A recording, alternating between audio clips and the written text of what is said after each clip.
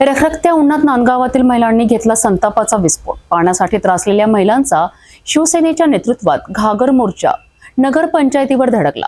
पाण्याअभावी जीव हैराण झालेल्या नागरिकांनी थेट मुख्याधिकाऱ्यांच्या कार्यालयातच घागरी फोडल्या आणि दिला इशारा, आता पुरेसं झालं, नियमित पाणी द्या, नाहीतर आंदोलन उग्र होईल। नांदगाव शहरात उन्हाळ्याची धग वाढते आणि त्याचवेळी पाण्याची टंचाई अधिकच तीव्र होते।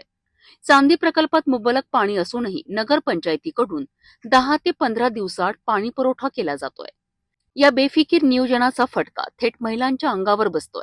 हंडाभर पाण्यासाठी महिलांना रोज उन्हात रांगेत उभं राहावं लागतंय, डोंगर उतरून पायपीट करावी लागते। या सर्व परिस्थितीचा फटका संपूर्ण नांदगाव शहराला बसतोय आणि प्रशासन मात्र शांत झोपलंय।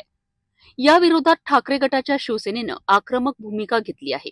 विधानसभा समन्वयक प्रकाश मारोटकर यांच्या नेतृत्वात शेकडो महिलांनी हातात घागरी घेऊन नगरपंचायत कार्यालयावर मोर्चा काढला।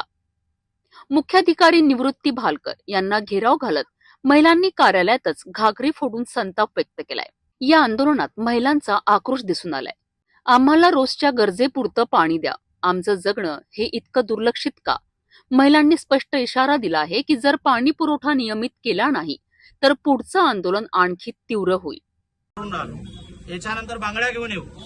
या 3 दिवसात तुम्ही व्यक्तिशः बाकीचे नगरपंचायतच्या कामं बाजूला ठेवा, पण पाणी पुरवठा हा 1-1.5 महिना महत्वाचा आहे। सत्तेवर कोणीही असो, पाणी ही लोकांची मूलभूत गरज आहे।